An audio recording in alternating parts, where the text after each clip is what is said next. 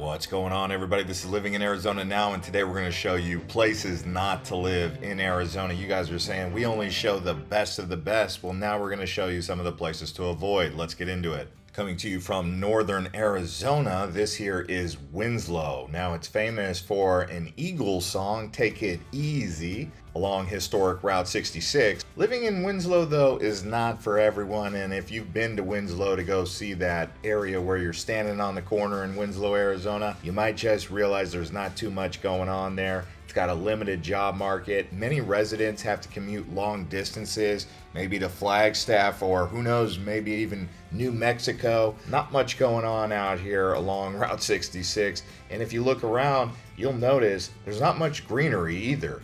Also, there's a bit of a high crime rate here, mostly because of the poverty and the aging infrastructure in certain neighborhoods have made it a relatively low income area, and with that has come some crime, believe it or not. It does offer a slower pace of life for those of you who want to get out of the town. You can also get a beautiful high desert scenery. Arizona is a great state, and even a place like Winslow can be for some people, but I'm not going to recommend any of you really consider moving to Winslow.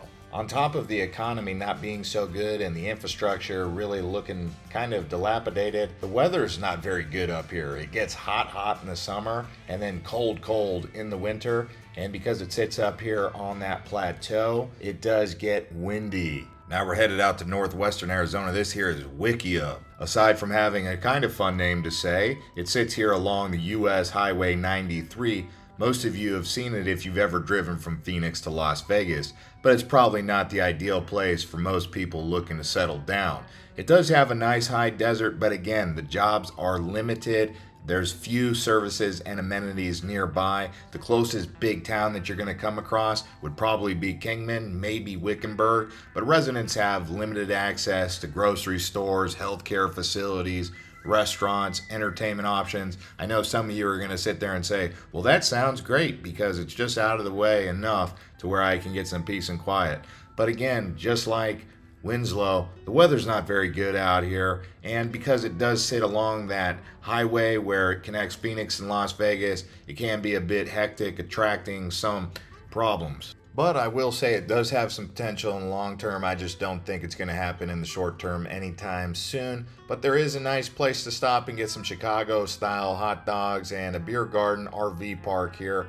Maybe a nice stop on your way from Phoenix to Vegas if you're looking for a pit stop, eh? At the very least, this helps you guys understand more about Arizona, even if it's the places to avoid. Next up, here we are in Miami, also known as Globe Miami. They're two towns. And they're old school, they're historical areas, got some potential in the future, but they've always had potential and never fully realized it. It is a mining town, just like Globe, but if you drive down the old mining area of Miami, you might just say, what the heck is going on here? I mean, they've got some infrastructure, old buildings, they're kind of cool to look at, but nothing's upkept, not much maintenance. Locals are reasonably friendly, but out here in Miami, I'm going to be honest with you, I'm not a big fan of the weather here either because it does get really cold in the winters. I mean, I've been up here in Miami during the winter and it was bone-chilling cold, and then I've been up here in the summertime and it was just too hot. It is a nice area if you look around, but with the mining pollution in the air and all those problems that go along with mining, I would say probably better to just avoid Miami altogether. Some people would choose Globe, but if you go down the way a bit, you'll see Roosevelt Lake. I would say it's also got a bit of a crime issue out here in Miami. I will say this about Miami, it does have potential to be a historical tourist destination. If the Arizona Board of Tourism put a little bit of effort into promoting Miami, it could stimulate the economy a bit for Miami because it does have some character with the old building. But in essence, if you don't work in mining, you probably have no business being up here. Maybe as a teacher, maybe working at a healthcare facility, but that's about it. Now we're actually headed to the area between Tucson and Phoenix. This is Eloy. Now, Eloy is in an area of the state that I consider to be one of the hottest places. If you've ever driven from Phoenix to Tucson in the summertime along I-10 there, you'll know exactly what I'm talking about. Once you get around Picacho Peak and you start heading south, there's Eloy, right? And Eloy is just hot, it's dusty. This here is actually where the airfield of the aircraft boneyard is nearby. Just gives you an idea of just how bone dry this place is. Eloy's got a bit of a crime problem as well. I mean, it's got potential, but they'd have to really start to invest in the infrastructure, clean it up a little bit, and then maybe we can start having a conversation about living in Eloy, but it doesn't look like that's going to happen anytime soon. So as of now, I'm going to have to say Eloy's a place to avoid. Mostly because the biggest concern is limited local economy. Most of the jobs are in agriculture, logistics, nearby correctional facility as well. Anytime there's a correctional facility, you probably don't want to be around that, right?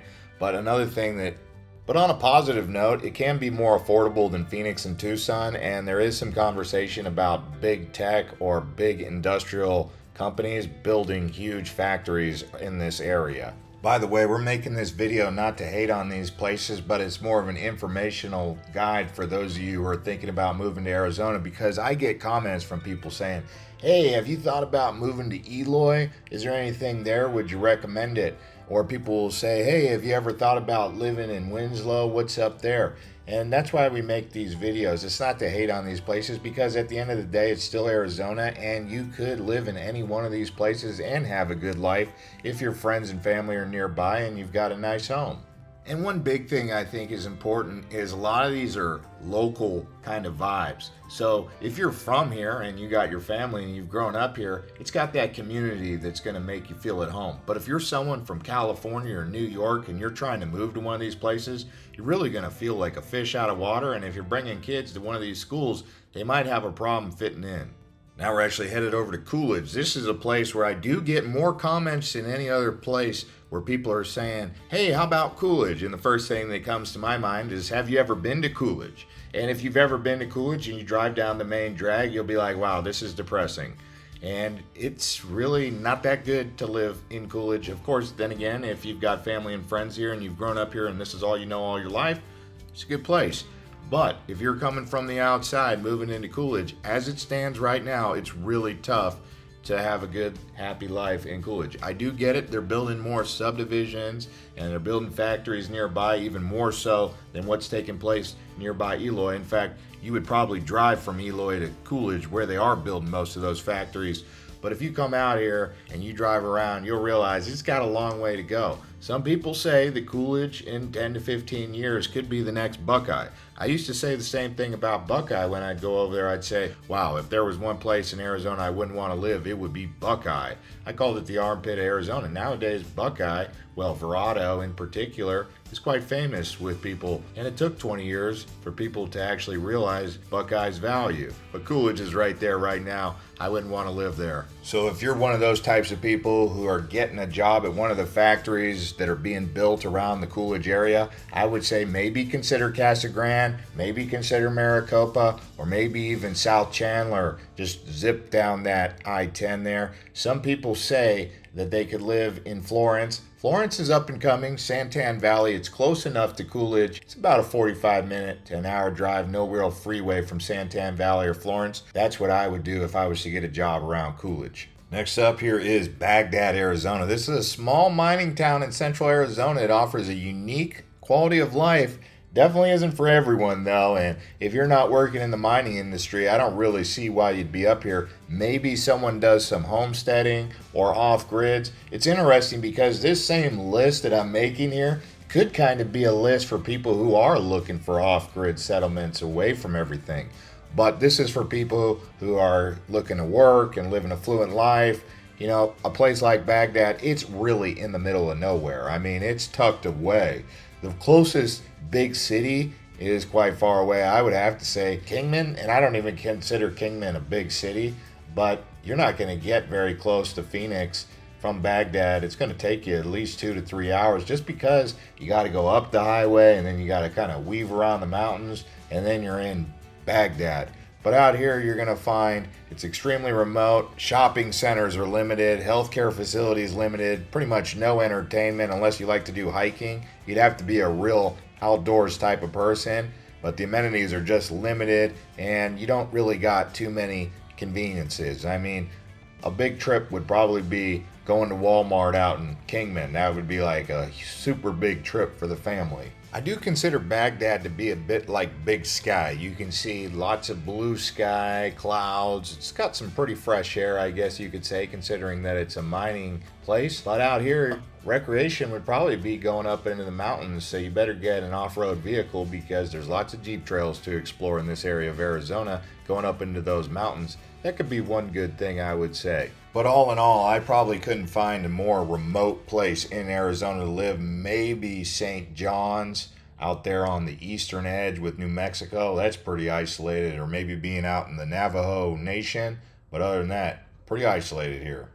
And South Tucson makes the list. This here is in the Tucson metro area towards the south. It's just a tough area to be. It's in an industrial area around the airport, I should say.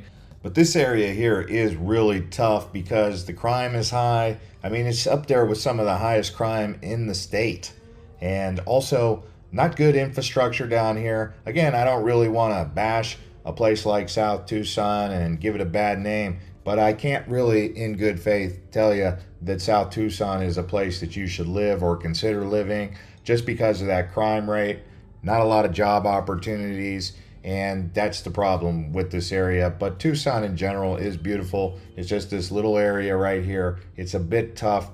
Hard to recommend a place like this. So, sorry guys, South Tucson is on the list. Some positive things to say about South Tucson though. If you are from here, you grew up here, there is a strong sense of local community. I will say that.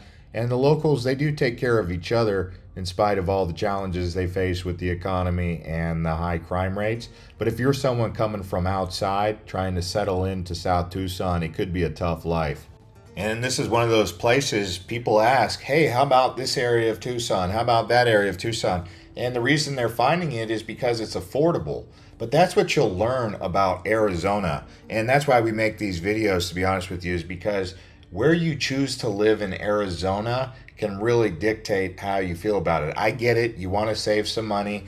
You want to find a nice, affordable price point.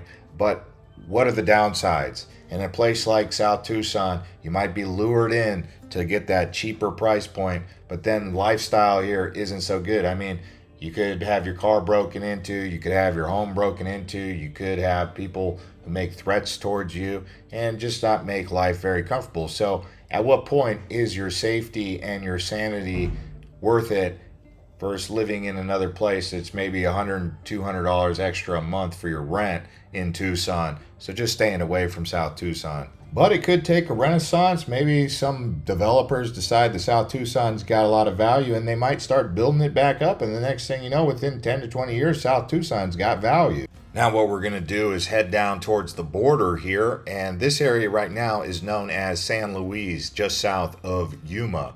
Now the border area with Arizona isn't entirely bad.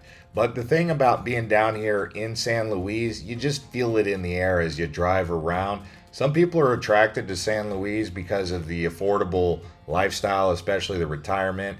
But just being down here on the border, it just feels a bit sketchy. You feel it in Nogales, you feel it anywhere on the border. And locals will tell you, oh, it's not that bad. But even when you go out from the border with Mexico, you're still coming across checkpoints with the Border Patrol always. It's just a heavily secured area. But this San Luis is tough because it's right there along the Colorado River in an area that's very dry. And I will say this, Yuma's hot, okay? Now, I'm not saying Yuma's terrible, but just south of Yuma in this area of San Luis, super hot, just dusty. It's got a lot of agriculture and it just feels too tense to fully relax. And like I said, people are thinking about moving to San Luis because they want to, park the RV, the motorhome right here, or maybe get a cheap house. But I would say this one I can't really, in good faith, recommend. But it could be for some people. I mean, I do get those comments from retirees who are always talking about this area around Yuma. And they seem to like it. I mean, you can't always hate on Yuma or the surrounding areas. And some people actually don't mind being in that tense environment with the Border Patrol. And I get it, a lot of people who watch this channel are with the Border Patrol thinking about living out here. But if you're getting stationed in this area with San Luis, maybe consider just living up in Yuma, which is not too far away, and then coming down here to San Luis. You don't necessarily have to live in San Luis. I do want to say this about southern Arizona. It's one of my favorite places in the state, especially when you can get higher elevations. It's just so tough being around the Colorado River Delta area because at the end of the day, that's where San Luis really is. It's not too far from here where the Colorado River used to dump right into the Sea of Cortez. Really interesting area in the world because the Colorado River carved out the Grand Canyon. And just north of San Luis is where the Gila River would have connected with the Colorado before it all dumped into the Sea of Cortez. So really an interesting area for those of you who are into geology, I would say. Speaking of the Gila River, we're here in Gila Bend, again in the western part of central Arizona. Boy, is it tough out here in Gila Bend. This is another one of those pit stops. Most of the people see this along the way to Rocky Point in Mexico or on the way to San Diego. And man, Gila Bend, I always wanted to give it a chance, but it's just not so great. It's hot. It's not really much going on in terms of economy. I mean, you might stop at the A&W or you might stop at one of the pit stops to get some gas, but really a tough area to live. And I always thought about it. I was like, is there any potential here in Gila Bend? And I am not joking when I say this. Every time I come back to Gila Bend, it looks like it's almost getting worse. It's not one of those places that seems to be on the up and up, because some places can be really downtrodden on the low end, and then all of a sudden you start to see that there's some growth, kind of like what you'd see in Buckeye. I mean, Buckeye's not too far up the road from Gila Bend, but it just never really came around for Gila Bend. Now, the reason they call it Gila Bend is because this is where there's a bend in the Gila River. They do say they got some Native American ruins down here. Also, another thing interesting about Gila Bend, this is where the De Anza Trail kind of wraps around and as it heads into California for the Camino Real. But they never really stopped here to do anything. Maybe they would stop and take a bathe in the river at the Gila Bend area, but that's about it. Nowadays, the Gila Bend's mostly dry anyway. I did have a dream one time that you could take a boat from Phoenix to the Sea of Cortez going along the Gila Bend. I don't know why I had that dream, but it was actually a big boat, kind of like a ferry. But you definitely wouldn't be able to do that because of dams and not enough water, really. But again, I want to emphasize that if you're from Gila Bend, it's got a friendly environment. I mean, the people at most of these towns, including Gila Bend, you stop at one of the convenience stores, really friendly, down-to-earth types of people. Less uppity than those city people up in Phoenix or Tucson. But would you live here just because you had a good encounter with the locals at the convenience store? Well, that's the truth, right? And who knows, maybe you could stay a night at the Best Western at the Space Age Lodge or something like that. They do have a meeting room there.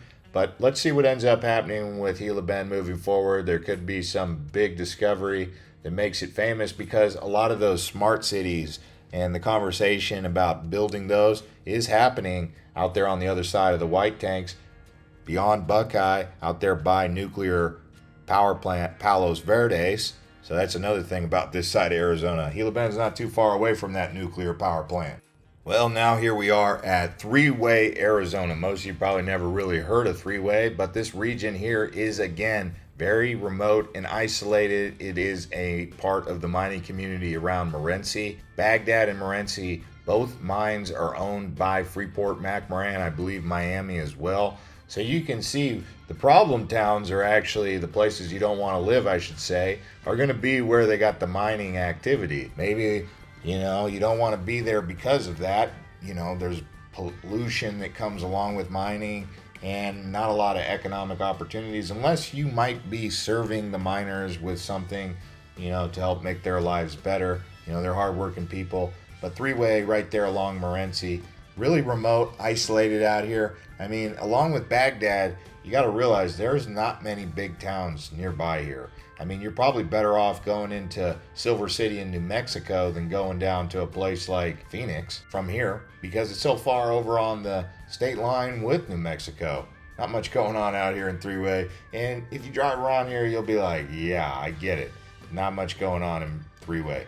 But as we've gone around Arizona, you've seen the places. Again, it could also doubly serve as a place where you want cheap land for living off grid. I mean, at the same time, That's what this kind of video could serve as, because a lot of the reasons we made this video is low economic opportunities, low infrastructure. Perfect for people who are trying to live off grid. But again, it's Arizona, not much water and other types of opportunities for living off the land, right? If you like this one, you can watch our small towns in Arizona video next. These are great places to live. Click right here.